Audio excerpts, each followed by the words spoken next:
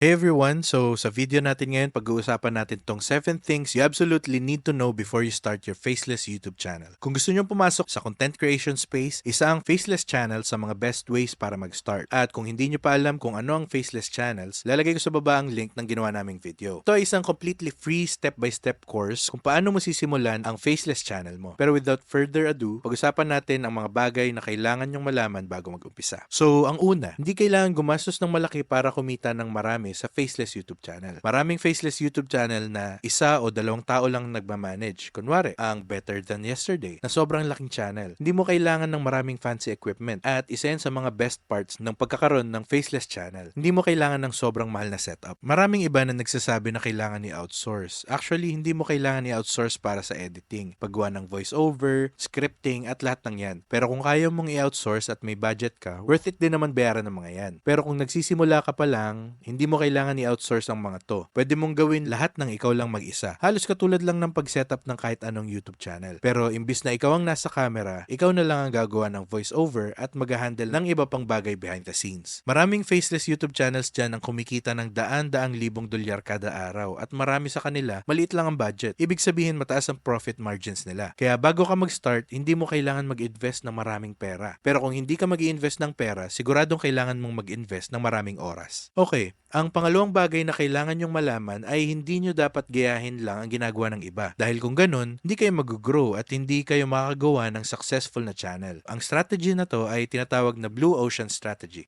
Right? So actually, ire-recommend ko na basahin nyo ang librong yun. Sobrang impactful ng libro na yun na nagturo sa akin na hindi ko pwedeng gayahin lang ang ginagawa ng lahat. Kailangan ko gawin to ng mas maganda. Kasi kung hindi, magiging isa lang akong commodity na nagko-compete sa lahat. Pero kung makakagawa ako ng sarili kong blue ocean, makakaalis ako sa red bloody ocean at makakabuo ng something na wala pang ibang gumagawa. Kaya tanungin mo ang sarili mo, may isang bagay ba na pwede kong gawin differently para mas maging maganda ang channel ko kumpara sa iba? Kung lahat ay gumagawa ng certain type of faceless channel, wag mong gawin yun. Hindi ibig sabihin na hindi ka pwedeng gumawa ng faceless channel sa parehong niche ng iba. Kung gagawin mo, kailangan mong mag-innovate. Isipin mo kung ano ang pwede mong gawin na mas maganda. Isipin mo kung ano ang hindi pa nagagawa ng iba at yun ang gawin mo. Ang pinakamahirap na paraan para gumawa ng YouTube channel na hindi magtatagal ay kung kokopyahin mo lang kung ano ang ginagawa ng lahat. Siguradong mabagal ang paglaki ng channel mo at walang kasiguraduhan na sisikat at makakagawa ka ng videos na maraming makakita. Kaya ang best advice ko sa inyo ay mag-innovate kayo. Mag-isip ng kakaiba at siguradong makakatulong to para sa success ng channel nyo. Ang pangatlong kailangan nyong malaman ay maraming iba't ibang niche na may kanya-kanyang pros and cons. Halimbawa, ang unboxing at tech review channels madalas kumikita ng malaki sa affiliate marketing dahil ang mga produkto na pinag-uusapan nila ay libo-libong piso ang halaga o higit pa. Sa affiliate marketing, percentage ng sale ang kita mo. Kaya kung isipin mo, mas mahal na produkto, mas malaki ang kikitain mo per sale. Ang ilang halimbawa ng mga channels na magaling sa ganito ay Top Tech Now at The Relaxing End. Lahat ng mga channels na to ay may affiliate link sa description. Kaya in-encourage ko kayo na i-check sila. At yun nga, tulad ng sabi ko, ang ganitong klase ng channels ay pwedeng mag-excel sa affiliate marketing. Isa pang klase ng niche para sa mga faceless channels ay yung mga gumagamit ng maraming animations o stock footage. Itong mga klase ng YouTube channels ay sobrang effective sa pagpapalaki ng channel dahil pwede mong gamitin ang style na to sa maraming iba't ibang niche. Ang Better Than Yesterday at Practical Wisdom ay mahusay dito. Pati na rin si Jake Tran sa paggamit ng movie clips. Maraming iba't ibang uri ng videos ang pwede nyong gawin habang gumagawa ng faceless YouTube videos. 'Di ba? Niisip ng marami na konti lang yung klase ng faceless videos na pwede mong gawin. Pero hindi. Ang konsepto ng faceless YouTube channels ay pwede mong gamitin sa halos kahit anong niche na meron dyan. Pwede kang gumawa ng evergreen videos, faceless how-to videos at tutorials, trendy stuff, top 10 lists, at marami pang iba. Kung makakagawa ka ng catalog ng videos na tuloy-tuloy ang views, magiging sobrang successful ng channel mo. Maraming resources at platform online na makakatulong sa'yo para mag-automate, maging mas efficient at makatipid ng oras. Kung may isang bagay akong sasabihin sa mga nagsisimula ng faceless channel, yun ay ang pag-take advantage sa lahat ng iba't ibang software na available. Halimbawa, ang TubeBuddy ay isang must-have para sa kahit sinong YouTuber at nagbibigay ito ng napakaraming importanteng video data at tools para matulungan kang palakihin ang channel mo. Kahit sino na seryosong nagpapalaki ng YouTube channel ay dapat may TubeBuddy o vidIQ. Isa pang sikat na alternative to at since medyo mahal ang premium versions nila, may free versions pa rin na sobrang helpful. Kaya pwede na kayo dun sa mga free versions. Meron din mga platforms tulad ng ClickUp, Notion, o iba pang project management software na makakatulong sa pag-organize ng lahat. Sa Faceless Channels, maraming organization at pakikipag-coordinate sa ibang tao ang kailangan, lalo na kung nag-hire ka ng ibang tao. Kaya sobrang helpful ang magkaroon ng project management software na ganyan. Meron ding platforms tulad ng Loom at Slack na makakatulong sa mabilisang communication sa team mo. Pagdating sa pag-hire ng mga tao, maraming platforms tulad ng Upwork o Fiverr. Sobrang ganda ng mga platforms na to kasi pwede kang makahanap ng mga talented na tao overseas na makakatulong sa mga tasks na kailangan mo para sa Faceless Channel. Overall, mag-i-invest ka ng oras para matutunan ng mga platforms at softwares na to dahil sigurado ang makakatulong to at makakatipid ka pa ng maraming oras at pera. Ang susunod na kailangan mong malaman ay kung hindi ka nagbibigay ng value sa audience mo, hindi magtatagal ang channel mo. Ang sagot sa successful YouTube channel, lalo na sa Faceless, ay palaging magbigay ng value. Pwede itong gawin sa pamamagitan ng information or entertainment. At yun nga, palaging may paraan para magbigay ng value sa viewers mo. Kahit anong niche pa yan. Kaya kung magfo-focus ka sa pagbibigay ng value hanggat kaya mo nang hindi humihingi ng kapalit, tingin ko sigurado ang success mo. Syempre hindi ito magagawa overnight, pero kung patuloy kang magbibigay ng value, mararamdaman ng mga tao yan at magsusubscribe sila sa mga videos mo. Kung maglalabas ka lang ng videos na walang gaanong value, tulad ng repurposed videos na hindi entertaining, walang masyadong impormasyon, at hindi innovative, mas magiging mabagal ang paglaki mo. Kaya yan ang dapat nyong i-focus at makakatulong to sa long-term growth ng channel nyo. At susunod na kailangan mong malaman ay kapag nagsimula ka ng mag-monetize at kumita ng pera sa channel mo, kailangan mong i-reinvest ang kita pabalik sa channel mo. Maraming taong nagkakamali na kunin ang profits at hindi na i-reinvest sa channel. Kapag kumita na sila ng $100,000s sa YouTube, sobrang excited sila at ginagamit nila ang pera sa mga bagay na hindi naman kailangan. Kailangan mong isipin ang YouTube bilang business dahil business nga to. Isang reminder lang, pag umabot ka sa $40,000 to $50,000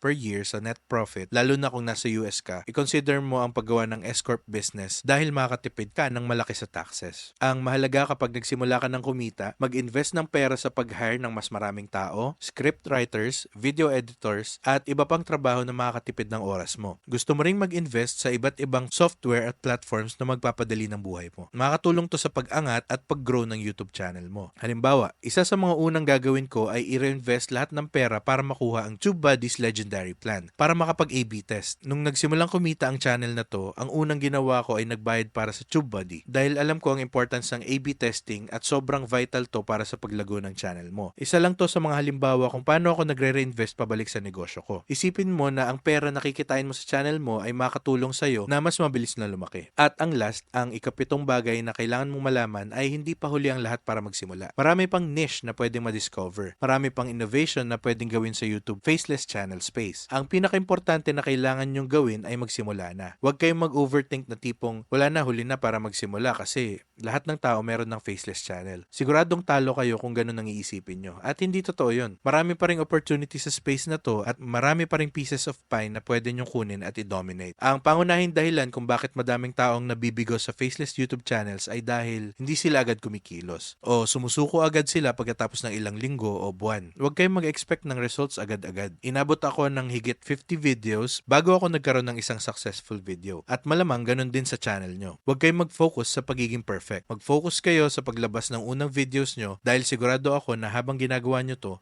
gagaling kayo. Kaya huwag mag-expect ng perfection mula sa simula. And these are the 7 things you need to know before starting your Faceless YouTube channel. Sana ay may natutunan kayo sa video na to. Nag-i-invest kami ng maraming oras at effort sa mga videos na to at kung nagustuhan nyo, pwede nyo supportahan ng channel sa pag-like ng video at pag-subscribe para sa mas marami pang videos na tulad nito. Yan lang para sa araw na to. Salamat sa oras nyo at takit sa susunod na video.